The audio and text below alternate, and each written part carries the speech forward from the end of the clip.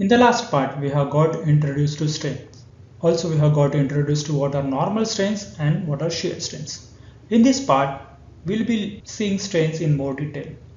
But to understand this, we need to understand what are displacements in continuum. So let's consider this body and let's consider this element on this body. So this is an infinitesimal small element. I have marked it bigger, but you consider that this element is much smaller.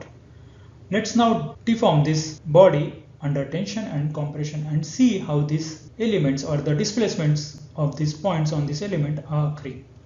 Now let's see that I'm deforming it in tension and I'm deforming it under compression. And now I'll bring it to its original position. Let's mark this element at its initial state, something like this, and let's mark two positions, one in compression and one in tension. I have shown this deformation in a very exaggerated way, but now we are dealing with elasticity theory, so you can consider that these displacements or these deformations are much smaller. Now let's consider this element in compression, something like this, and in tension, something like this. Also, let's mark these 3 points A, B and C on this element and let's mark their initial state. Let's mark the angle between them, something like this, that is an angle ABC. And now I consider this point B as my reference in all these 3 elements, and let's mark these 3 dotted lines so as we can consider or we can figure it out what are the displacements of this point A and C with respect to point B. Let's mark these 3 points in compression as something like this and in tension something like this. So now if you look at very carefully, this point A and point C in tension moving away from point B, or they are displaced away from point B. In case of compression, you can see that these points A and C are moving closer, or they are getting displaced closer to this point B. Also, the angle ABC has changed to smaller values. However, in case of tension, you can see the angle is increased. Now, what I want to say is that when I talk about displacements of point in continuum, see these displacements are occurring, and there is not just a displacement, there is also a rotation. There is a change in angle between these points. There is also a rotation which is getting involved. So this displacement of points in continuum is a result of rigid body translation, rotation and deformation. Let's look at what are these 3 things. So let's consider rigid body translation. So let us consider this element, and now this element has moved from this position to this position along x-axis.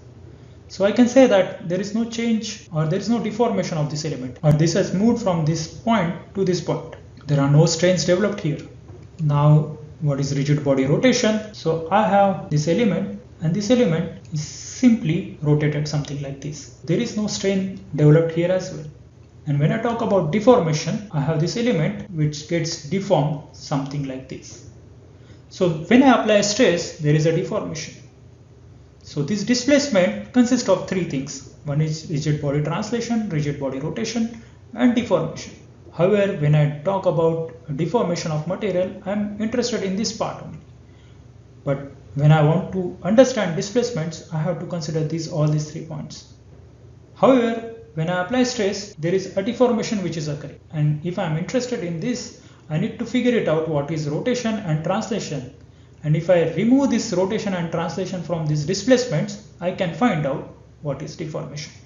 So when I say deformation, deformation is nothing but consists of 2 things. Let me write that down. One is dilatation, which is nothing but change in volume, and one is distortion, that is change in shape.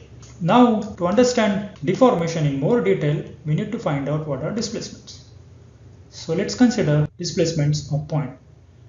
Let's consider this 3D coordinate x, y, z, and let's consider a point P which has x, y and z coordinates. And let's consider that this point mu in this space, this Cartesian space, to P dash, having displacements u, v and w along x, y and z axis respectively. So it gets a new coordinates as x plus u, y plus v and z plus w.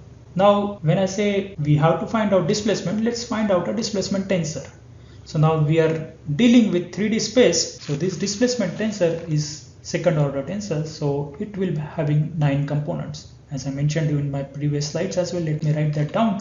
So we have second order tensor with 3 dimensions, so it will have 9 components. So this is my 3 dimension and this is my order. So I have 9 components. So let's write that down, and the displacement tensor is written as Eij, and it has 9 components: Exx, Exy, Exz, Eyx, Eyy, Eyz, Ezx, Ezy, and Ezz. Now I write this Eij as a displacement tensor. This first suffix I represents something like a displacement along I-axis. This second suffix represents that how this displacement is changing in proportion to the distance out along j-axis. So the component, you can find it out, Eij as del ui upon del xj. So that means I am finding out what are the displacement along ith axis in proportion to the distance out along j-axis. Let's look at this in more detail. So let's consider Exx. Let's say the first suffix is x. So what are the displacement along x-axis? Displacement along x-axis is u, and we are finding out in proportion to distance out along x-axis. So you have displacement along x-axis as u and in proportion to x-axis. So this becomes del u upon del x. Now when I see Eyy, what is the displacement along y-axis? It is v, and you want to find out in proportion to y-axis. So this will become del v upon del y. Similarly, I have Ezz. So what is the displacement along z-axis? It is w. So it will be del w upon del z. Now if you look at this displacement components, you can see that these are nothing but representing normal strains.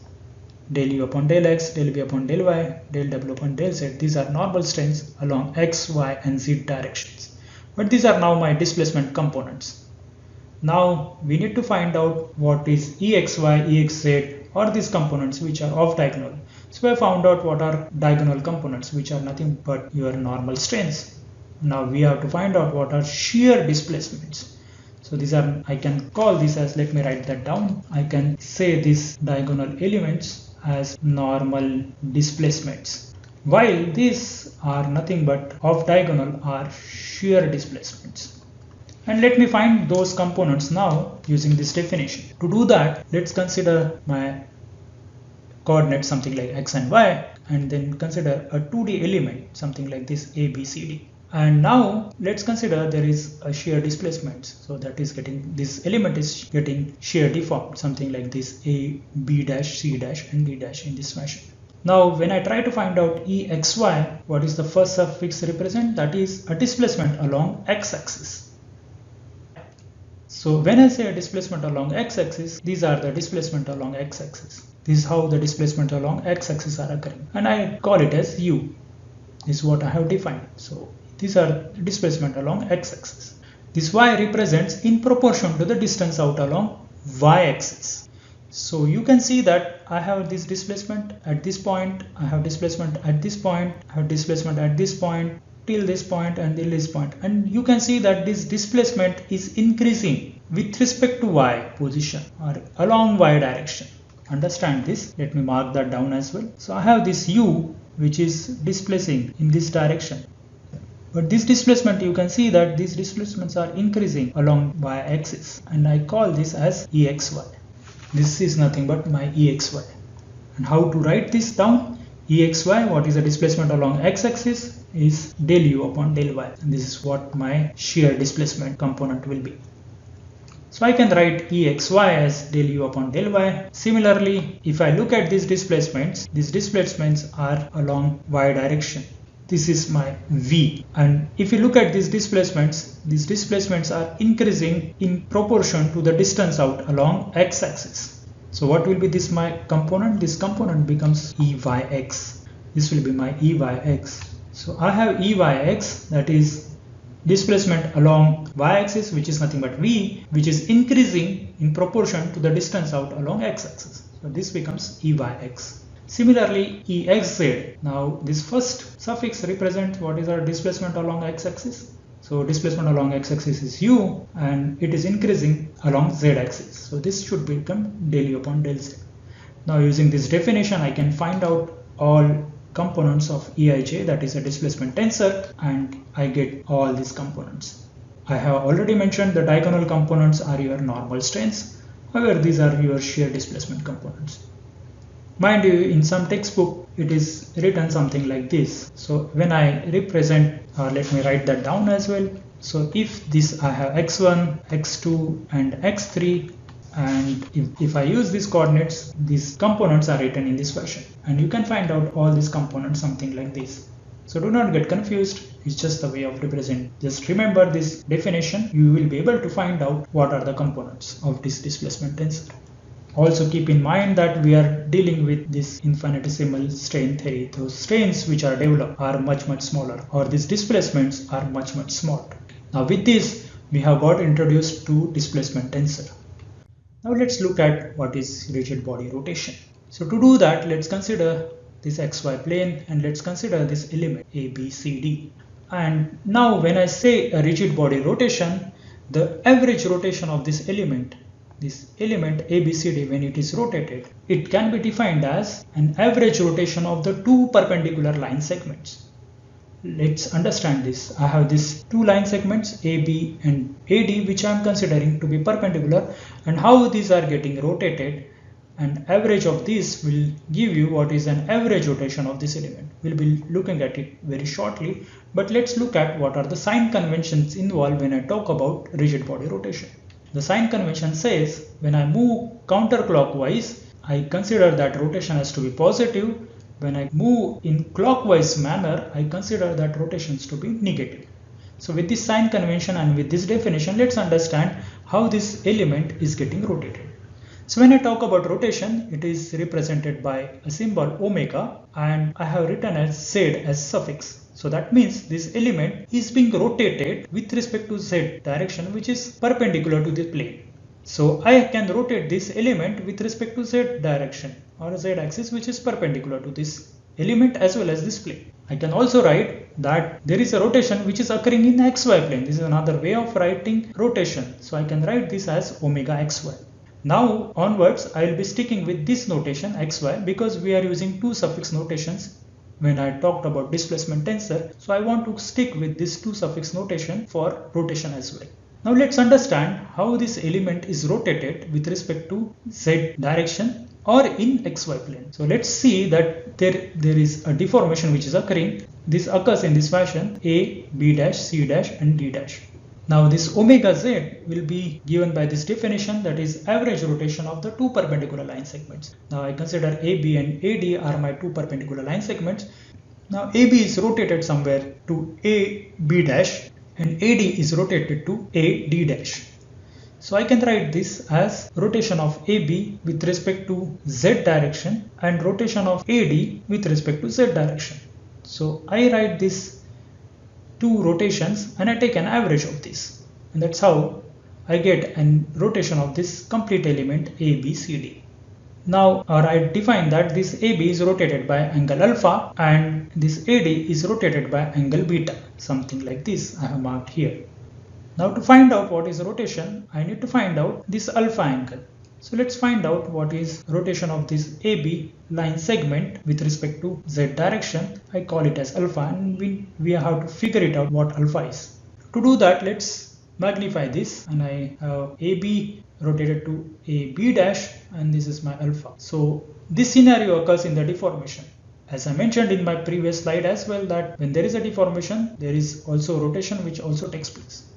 So we need to find out this rotation to find out what exactly a deformation.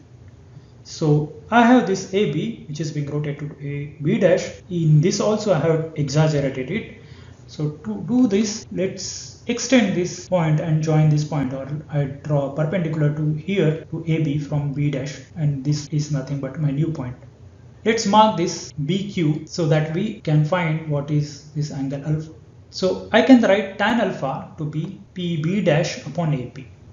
I can write this PB dash as AB plus PP. AB plus PP. So I consider this infinitesimal strain theory. That means the displacements or this angle alpha is much smaller, or these displacements are much smaller. So what I can write is that this B dash P is nothing but equal to BQ, because the displacement in this direction are much smaller. So let's consider this AB has a length of delta x, and let's consider u and v are very small displacement in xy directions respectively. Now we can find out what is BQ. So we see that BQ is in y direction, this BQ is in y direction, or you can see that these displacements, let me write that down, we have done it in the previous slide as well. So let us see that I have these displacements. So when I say that these displacements are along y direction. So how can I write BQ? I can write BQ as del V upon del x into delta x. That is small change in the displacement along y direction with respect to along x direction, or which are increasing along y direction. And we know the complete delta x, so we can find out what is BQ. So you can write BQ as del V upon del x into delta x. AB is straightforward, which is delta x. And what is BP? BP is, you have to find out displacements along x direction, which are changing with respect to x direction, del U upon del x to delta x. Now we get this relation, and now we know that this delta x is positive and we can cancel it out. So you are left with this relation. As I mentioned you, we are dealing with very small strains, so we can write from this that 1 is much higher than as compared to del U upon del x. So you can write this part is nothing but equal to 1, and I can say that tan alpha is equal to del B upon del x. Now if I look at trigonometric identity for small alpha, you can say that tan alpha is nothing but equal to alpha, which I can write as del V upon del x. So I get this rotation, that is I have defined that rotation of AB with respect to z direction as del V upon del x. Similarly, we can show that the tan beta is equal to beta, which is given by del U upon del y. So in this case, in case of alpha, let me write it down. So in case of alpha, we will be dealing with V, that are displacements along y direction. In case of beta, we will be dealing with displacement along x direction, that is u. So that's why when I do this analysis here for beta, I can find it out, beta is equal to del u upon del y. And now we can say that omega, that is rotation of AD with respect to z direction, is minus beta, because we are using this sign convention. So in case of alpha, we are moving counterclockwise, so it was positive, while in case of beta, we are moving clockwise, so it will be negative. So I write this rotation of AD with respect to z direction as minus beta. And what will be the total rotation of this all element? So I can write this omega z as omega xy, half of rotation of AB and AD with respect to z direction. I write this omega xy as half of alpha minus beta. So what is alpha? Alpha is del V upon del x and beta is minus del U upon del y. So I get this relation omega xy, and now I can generalize something like omega ij as del uj upon del xi minus del ui upon del xj.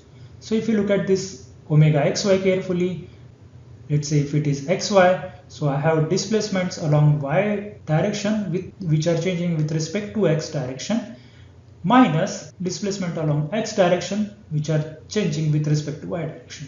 So similarly, when I write omega ij, I get half del uj upon del xi minus del ui upon del xj. This is the reverse. You can see these components. So this is how we get rigid body rotation, or we can find out rigid body rotation.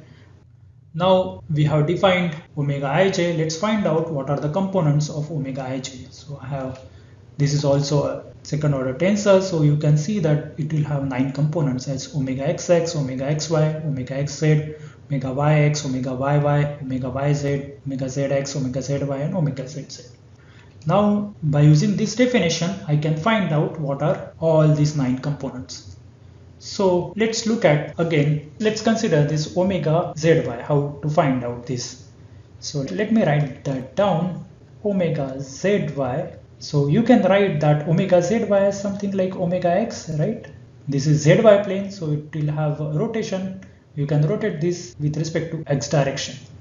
So omega x is nothing but omega zy, and I can write something like half of, you have to consider this as change along y direction with respect to z direction. and change in z direction with respect to y direction. So I can write what is the change along y direction with respect to z direction is del v upon del z, and change in z direction along with this in proportion to change in y direction as del y. So I get this relation, and you can find out all these 9 components. And if I look at this definition, you will see that the diagonal components turn out to be 0. So these are 0. That means when there is a normal strain, there will not be any rotation. That's what it represents. We'll be looking at it in depth in coming slides. So this is my rotation tensor.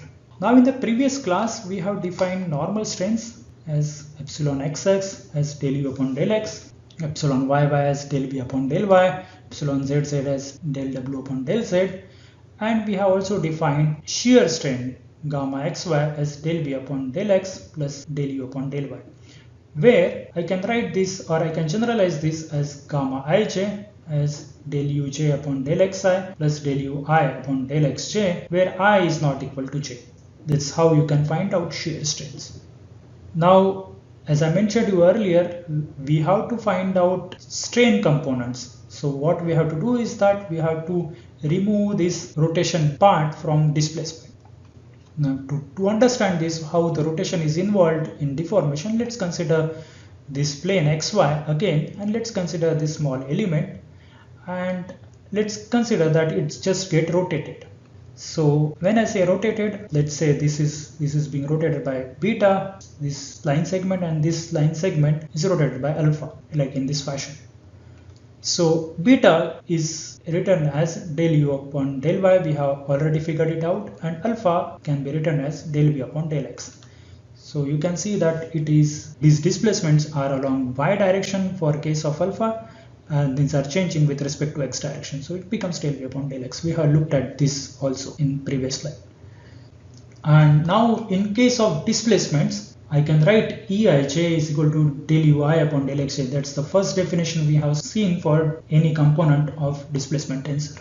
And now if I look at this becomes Exy. That is, del u is nothing but a displacement along x direction. So it becomes, and which are increasing with respect to y directions, it becomes Exy.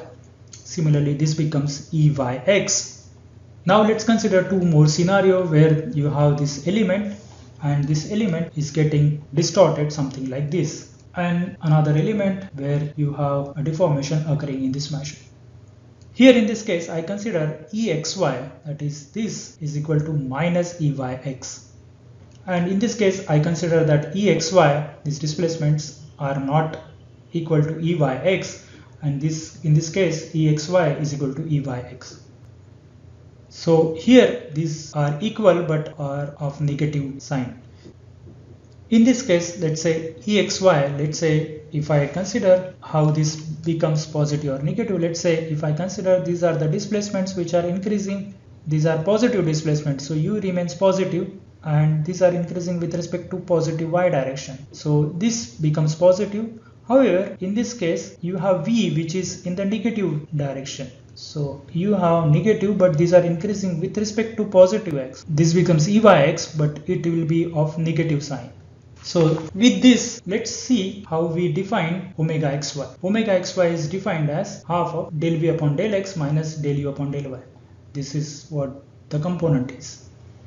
Now, if I want to find out what is omega xy, you can write something like this. Let me write that down as well. Del u upon del y is Exy. It has minus sign, and del v upon del x is nothing but Eyx, which is, I can write it as minus Exy. So this also becomes minus Exy, half of it, so it becomes minus Exy. So you get a rotation component, or you can write this rotation component with respect to displacement component, and you get minus Exy. Also, you can find out what are shear strains. So you can find out what are shear strains. So you have shear strain. So if I write this del v upon del x and del u upon del y using Exy and Eyx, you get gamma xy to be 0. So I can say that in this case I have no shear strain and there is only rigid body rotation. So if you look at this, there was only a rigid body rotation which was occurring. In this case, let's find out. I have omega xy, which is defined using this. So you find that if exy is not equal to eyx, this term is non-zero. Also, when you have gamma xy, which is defined as del v upon del x plus del u upon del y, this also comes out to be non-zero. So you have both. In this case, you have shear strain as well as rigid body rotation. Here in this case, if you try to find out if exy is equal to eyx, you get 0, and here in this case you have gamma xy, which turns out to be 2exy. Also you can see that here in this case omega xy is minus exy. That means there is a rotation which is a clockwise rotation, and that's why you get a minus sign. So our sign conventions are also followed here. In this case, this is moving anti-clockwise and this is moving in a clockwise, and both will cancel out each other. That's why you don't get a rotation, you just get only a shear strain which is developed in this element. While in this case, if this is not equal, you see that there is a rotation as well as a shear strain. So in the third case, we have just pure shear strain and no rigid body rotation. So as I mentioned you, we have to find out strains. We can directly correlate it with stresses. So we have to remove this rigid body rotation from displacements. We have written shear strain as well as rigid body rotation with respect to displacements.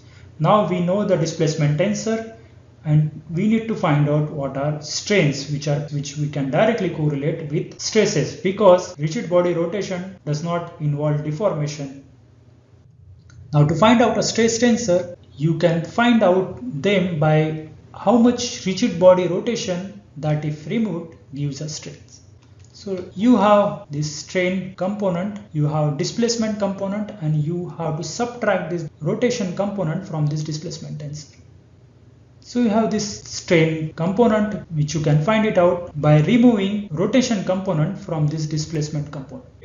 What remains is your strain, or a tensorial component of strain, which can correlate with stress tensor. So you can find out this epsilon ij. This is my displacement tensor minus rotation tensor, and we have found it out, the displacement tensor, by using this definition, all the components using this definition, and all the components of rotation tensor by using this definition. And we can write this displacement tensor subtracted this rotation tensor. You get this tensor del u upon del x, del v upon del y, and del w upon del z. These are your diagonal components, and of diagonal components are half del v upon del x plus del u upon del y, something like this, in this fashion. And this is your strain components. These are your strain components. These are 9 strain components. So you have epsilon xx, epsilon xy, epsilon xz, epsilon yx, epsilon yy, epsilon yz, epsilon zx, epsilon zy, epsilon zz. These are all 9 components which are free from rotation, and these components we can directly correlate with stresses. Now I can write from this, or I can find out epsilon ij as half of del ui upon del xj plus del uj upon del xi. So you can find out all these components using this definition. So I have this displacement tensor, I have this rotation tensor, I have this strain tensor. Now when I use this in terms of coordinates, if I use x1, x2, x3, I can write these strain components as epsilon 11, epsilon 12, epsilon 13 in this fashion. So now strain tensor and rotation tensor, let's compare this. So I have this strain tensor, I have this rotation tensor. So here in this strain tensor, you can see that I have these diagonal components which are your normal strains, and these are off diagonal components which are your shear strains. And you can see that this component, let's say what will be this, so I can write something like this is now epsilon xy, and this component epsilon yx. These two components, these are exactly equal, while in this case they are not equal, they are negative of each other. So I can write something like this strain tensor is symmetric, that is epsilon ij is equal to epsilon ji, while this rotation tensor is antisymmetric, or you can say that skew symmetric, where omega ij is equal to minus omega j. You can look at this, which are this off diagonal component. And when I say strains, you see that I have normal strains, and when I have normal strains, there is no rotation which is involved. Now, with the basic postulate of a tensor theory, any second rank tensor can be decomposed into symmetric tensor as well as antisymmetric tensor. So what do I mean by that? Let's say I write this half Eij plus half Eji, and again half Eij minus half Eji. So I cancel out this, and if I add this, I will get Eij. And this I can write based on the basic postulate of a tensor theory. Now if I combine this, I can write something like this in this fashion. And now if you identify this half Eij plus Eji, which is a definition of your strain, and this half Eij minus Eji is nothing but your rotation component.